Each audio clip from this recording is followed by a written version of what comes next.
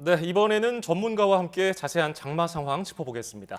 YTN 재난자문위원인 반기성 K클라이밋 대표 나오셨습니다. 어서 오십시오. 네, 안녕하세요. 예, 지금 호우 상황부터 살펴보겠습니다. 수도권은 앞서서 취재 기자들과 캐스터들 얘기를 들어보면 비가 잦아든 것 같은데 지금 어느 지역에 비가 강하게 내리고 있습니까? 현재 가장 강하게 내린 지역이 호우특보가 내려진 지역입니다. 예. 호우특보가 내려진 지역이 현재 충청 지역, 그다음에 강원도 서부 지역, 그다음에 전북 북부 지역입니다. 이 지역 쪽으로 좀 가장 강한 비구름대가 들어가고 있는데 현재는 그 중에서도 가장 강한 비구름이 있는 곳이 충남 남부 지역 쪽입니다. 그래서 이쪽 지역으로 가장 강한 비구름이 현재는 들어가고 있습니다. 네, 올해 장마는 시작부터 이 비의 양이 좀 많은 것 같습니다. 시작하자마자 이렇게 호우를 좀 쏟아붓는 이유가 있을까요? 아무래도 우리나라 이제 비가 장마전선상에서 이제 가장 많은 비가 내리니까 일단 장마전선이 이제 형성된 것이거든요. 이제 북상에서 형성돼 있고, 그다음에 두 번째는 이제 북쪽에서 내려오는 찬 공기와 남쪽에서 지금 올라오는 상당히 습하고 그 무더운 공기가 지금 그 사이에서 전선이 만들어지는 건데 이번 같은 경우는 그 기온 차이가 굉장히 큽니다. 기온 차이가 크게 될 경우는 대기 불안정이 강해지면서 비가 상당히 강한 비가 내릴 가능성이 높아지고요. 세 번째로는 지금 1.5km 상공을 보면은 그 초속 25m의 강풍이 불고 있습니다. 예. 남서풍이 들어오고 있는데 이렇게 강풍이 불건 우리가 이제 하층 제트가 있다 그러는데 이런 하층 제트가 불게 되면은 동중국해라든가 이런 쪽에서 그 상당히 많은 수증기를 빠른 속도로 이제 유입을 시켜줍니다. 네. 그러다 보니까 이제 비가 많이 내리게 되고 또 네 번째는 지금 서해 쪽은 평년보다 해수 온도가 한 1도에서 2도가 높습니다. 해수 온도가 높을 경우는 더 많은 수증기를 공급해 주거든요. 네. 그러다 보니까 장마가 시작하면서 이제 이런 호우가 발생하고 있는 것이죠. 예, 그러다 보니까 인천과 경기 북부 지역 피해가 상당했거든요. 그런데 수도권 지역에서는 비구름이 예상보다 좀 빠르게 남하했어요. 왜 수도권에 있는 비구름은 빨리 이렇게 빠져나간 겁니까? 이제 저희들이 이제 많은 모델이나 저희들이 예상을 할 때 오늘 밤에 사실 수도권이 오늘 밤과 내일 새벽 사이에 많은 비가 올 것이다 예측을 했었습니다. 그런데 이제 이 예상이 빗나갔던 가장 큰 원인은 이제 이런 전선이라는 것이 결국은 장마전선은 남쪽에 있는 북태평양 고기압과 북쪽에 있는 찬 고기압 사이에 만들어지는 것이거든요. 그래서 결국 이제 이 두 고기압이 누가 더 힘이 세냐, 어떻게 이제 세력 이런 걸 다툼을 하면서 오르내리는 건데 이번 같은 경우는 이제 대개 새벽에 이제 경기 북부 쪽에 상당한 호우를 내리고 그 강수대가 약간 남쪽으로 내려왔습니다. 내려오는 거는 대개 이 새벽이라든가 오전 중에는 장마전선이 좀 남쪽으로 내려옵니다. 북쪽 찬 공기가 강해지기 때문에 그러다 오후 되면 북태평양 고기압이 다시 강해지기 때문에 약간 밀어 올린다고 예상을 하면서 수도권 지역이 밤에도 비가 많이 올 거로 봤는데 예상보다 북쪽에 있는 찬 공기가 더 훨씬 강했어요. 강하다 보니까 그대로 그냥 밀어 내려버린 겁니다. 네. 충청 지역까지. 그래서 이렇게 이제 충청 지역 쪽으로 오히려 상당히 강한 비가 내리게 된 것이죠. 그러면은 예상한 거랑 달리 오늘 밤 사이에 이제 가장 주의해야 할 지역이 계속 말씀해 주시는 이 충남 남부, 전북 지역 이런 지역들인 것 같은데 특히 이런 지역에 좀 비가 많이 올 것 같습니다. 얼마나 더 내린다고 볼 수 있을까요? 현재 이쪽 지역으로는 50에서 150, 많은 곳은 180mm 이상의 비가 더 올 것으로 보고 있고요. 그다음에 이제 두 번째로 많이 오는 것이 전북 남부와 광주, 전남 북부 지역이죠. 이쪽은 최고 150mm 예상을 하고 있고요. 충북 지역은 최고 120mm 경북 북부 지역과 같이. 그러니까 실제로 이제 제일 많이 올 것으로 예상하고 있는 지역이 충남 남부와 대전과 그다음에 전북 북부 지역입니다. 이 지역 쪽으로는 오늘 밤에서 내일 오전 사이에 최대 180mm 이상의 호우가 네. 예상이 되고 있습니다. 예, 비가 많이 온다고 해서 이게 뭐 긴 시간에 걸쳐서 나눠서 내리면 괜찮은데 시간당 70mm 이런 극한 호우가 쏟아지는 게 문제일 수가 있겠어요? 그렇습니다.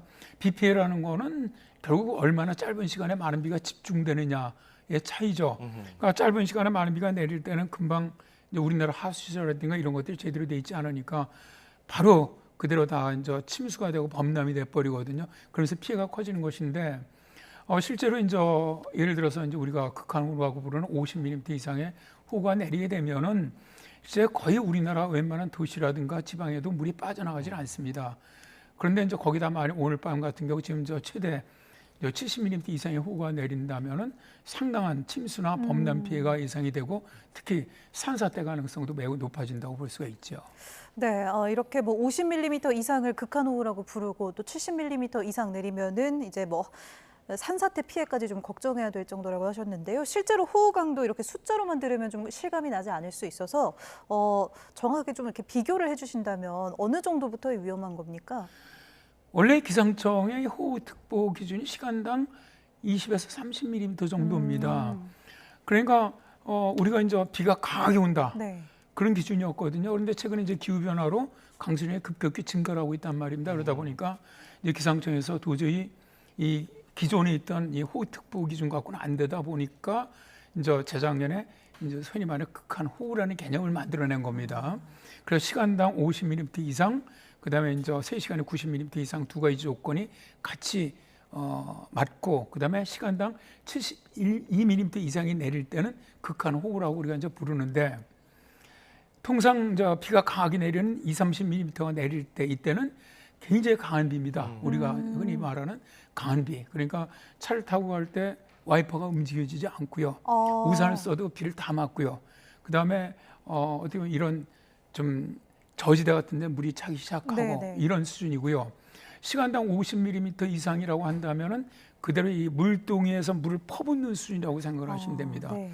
그러니까 그때는 거의 시계도 거의 굉장히 나쁘고요. 다음에 이제 어떻게 보면 이런 하수구라든가 이런 것들이 역류하게 되죠. 그때부터는. 그리고 이제 저지대 같은 데도 침수가 시작이 되고요. 네. 100mm 같은 경우는 이거는 이제 폭포 밑에 들어가 있는 정도하고 똑같다고 생각하시면 됩니다. 그러면은 뭐 아무것도 판단할 수가 없죠. 그러니까 100mm 이상 내리면은 뭐 이제 몇 년 전에 그 관악구 반지하 그런 식으로 네. 반지하 주택이라든가 주차장이라든가 그 밖에 산사태가 급속히 늘어난 이런 수준으로 보시면 됩니다. 오늘 밤 대비 단단히 해야 할 지역들이 제법 있네요. 네, 그렇습니다. 예, 앞서도 현장 연결했을 때 봤지만은 바람이 많이 불어요. 아까 저녁 시간대에도 인천대교 건너던 트럭에서 컨테이너가 넘어지는 사고가 일어나기도 했는데 바람이 왜 이렇게 많이 부는 겁니까? 일단 지금 이제 남고 북제연기압 배치죠. 남쪽에 고기압 있고 북쪽에 저기압 중심 있는 사이에서 전선대가 만들어졌는데 이게 북쪽에서 찬 공기가 지금 강하게 내려온단 말입니다. 예상보다 오히려 더 강하거든요. 근데 남쪽에서는 지금 계속 따뜻하고 습한 공기가 지금 버티는 거예요. 그러면 이 두 공기 사이의 기온 차이가 크면 클수록 기온 경도가 커진다고 얘기를 합니다. 기온 경도가 커지면 기압 경도도 같이 커지기 때문에 기압 경도가 커질 경우는 바람이 강해질 수밖에 없고요. 첫 번째 요인. 두 번째는 상층에 1.5km 상층에 초속 25m 이상 강풍이 불고 있어요. 태풍보다 더 강한 바람이거든요. 그러면 이렇게 상층에, 그러니까 아주 높은 상층이 아니죠. 적어도 상층, 하층 제트가 불게 되면은 바로 지상까지 바람이 전파가 됩니다. 그러니까 지상 쪽으로 바람이 같이 강해지는 효과가 있거든요. 그렇기 때문에 지금 실제로 이제 수도권에 저녁 때까지 수도권 쪽으로 강풍 특보가 발령이 됐고 지금 현재 충남, 충청 지역, 다음에 전라 지역, 그다음에 부산, 그다음에 경남, 약간 일부 해안 지역에는 강풍특보가 발령돼 있는 겁니다. 네, 이번 첫 내륙 장맛비 이렇게 강한 바람까지 동반하고 있는데 언제까지 이어질까요? 언제 고비인지도 좀 궁금합니다. 이번 장마는 일단 뭐 내일 오전이면 수도권은 끝날 거로 보고요. 네. 그다음에 충청 지역도 내일 오후 중반이면 일단 이제 장마전선 더 내려가는데 이제 문제는 전라권 쪽까지 내려간 장마전선이 내일은 그대로 버틸 겁니다. 낮에는 좀 더 버티다가 내일까지는, 그리고 나서 이제 모레는 이제 남해안과 제주 쪽에 장마전선이 위치하고 있고요. 이 장마전선은 이제 당분간 다음 주 초반까지는 이제 제주도와 남해안 쪽으로 오르내리는 형태가 될 것으로 일단 예상을 하고 있습니다. 예, 그러면은 다시 중부지방으로 정체 전선이 올라올 가능성은 있습니까? 네, 그렇습니다. 장마전선은 어차피 남쪽, 북쪽 고기압들의 세력 겨루기니까 남쪽 고기가 좀 더 강해지면 올라오는데 일단 다음 주 후반, 그러니까 다음 주 금요일서부터 토요일, 일요일에 장마전선이 다시 수도권 쪽에 영향을 줄 것으로 현재는 예상을 하고 있습니다. 올여름 장마 기간은 그러면은 어느 정도 지속할 걸로 보시나요? 지금 장마가 이례적으로 지금 빨리 시작을 했거든요. 네네, 한 일주일 정도 빠르죠? 네, 제주도 같은 경우 6월 12일, 그다음에 중부지방도 오늘 시작했다고 하더라도 거의 6일에서 7일 정도가 빠른 편입니다. 그 이제 사실은 올해 장마 예측하면서 이렇게 빨리 시작할 거는 예상을 사실 못했거든요. 그래 이게 무슨 얘기냐면 일단 그만큼 북태평양 고기에 빨리 확장을 했는데 그럼 북태평양 고기에 빨리 확장을 했으니까 빨리 장마도 일찍 끝내면 참 좋은데 이제 문제는 지금 북쪽에 있는 찬 공기 고기압 세력이 예상보다 강하다는 거예요. 그렇게 되면은 한반도 주변으로 이 장마 현상이 계속 오르내리는 형태가 상당히 좀 길게 예상보다 가지 않겠느냐.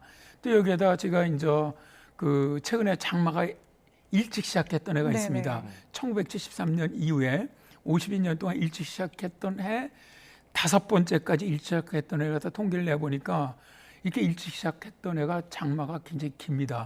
40일에서 45일 정도. 평균은 한 31일 정도거든요. 그러니까 평균보다 열흘에서 길게 갈 때는 보름 정도가 더 길어지거든요. 그래서 올해도 제주도는 평년보다 좀 긴 한 7월 한 25일 전후에서 끝나지 않겠느냐. 서울을 포함한 중부지방은 평균보다 한 5일 이상 늦은 7월 31일 전후에 끝날 것으로 일단 예상하고 있습니다. 이 장마가 일찍 시작했다고 해서 더 일찍 끝나는 게 아니네요. 보통은 일찍 시작했으니까 보통 우리가 장마는 한 달이니까 네. 한 달 후에는 끝나는 것이 맞는데 오히려 일찍 시작한 애들의 기압 배치들이 계속 북쪽과 남쪽의 세력이 서로 그냥 팽팽하게 맞선다는 거죠. 오랫동안.